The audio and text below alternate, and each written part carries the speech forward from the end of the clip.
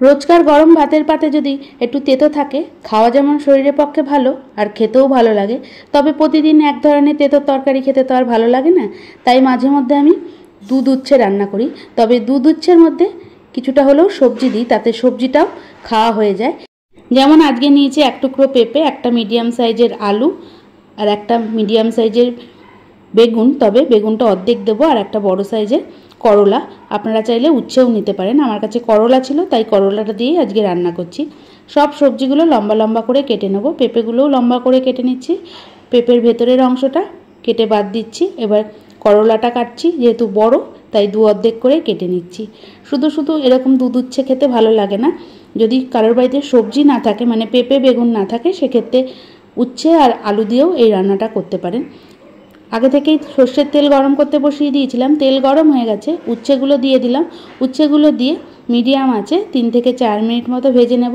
সামান্য পরিমাণ দিয়ে দিলাম হলুদ গুঁড়ো, আর দিয়ে দেবো সামান্য পরিমাণ লবণ, দিয়ে বেশ লাল করে উচ্ছেটা ভেজে তুলে নিচ্ছি। এর মধ্যে কিন্তু বড়িও দেওয়া যায়, তবে আজকে আমার কাছে বড়ি ছিল না বলে আর বড়ি দিইনি। অনেকটা শুক্তোর মতনই স্বাদ হয়। এবার ওই তেলের মধ্যেই দিয়ে দিলাম তেজপাতা আর 5 ফোড়ন। এবার এর মধ্যে দিয়ে দিচ্ছি বাদবাকি সবজিগুলো, বেগুনটাও একসঙ্গেই দিয়ে দিচ্ছি। আপনারা চাইলে বেগুনটা আলাদা করে ভেজে তুলে নিতে পারেন। খুব চটজলদি রান্নাটা হয়ে যায়, কিন্তু সবজিগুলো যদি আলাদা আলাদা করে ভেজে রান্না করি তাতে সময়টা অনেকটা বেশিই নেয়। তাই জন্য রেগুলার রান্না আমি এইভাবেই করি।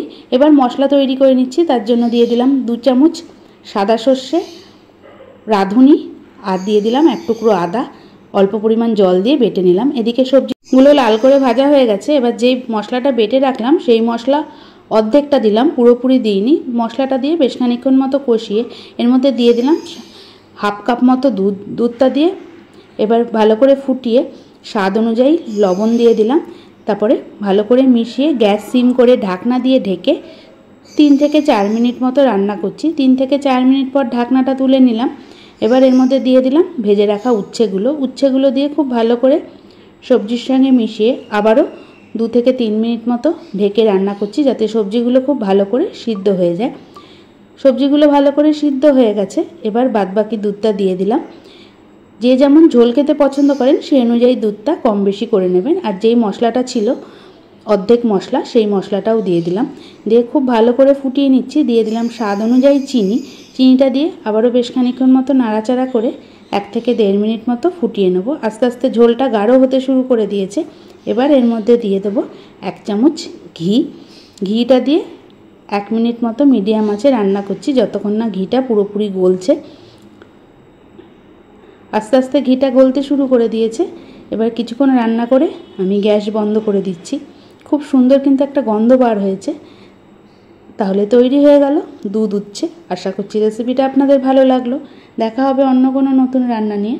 ততক্ষণ ভালো থাকুন, সুস্থ থাকুন, দেখতে থাকুন আরও নতুন নতুন অনেক রান্না। আমার রান্না আপনাদের কেমন লাগে সেটা অবশ্যই আমাকে কমেন্ট করে জানাতে ভুলবেন না।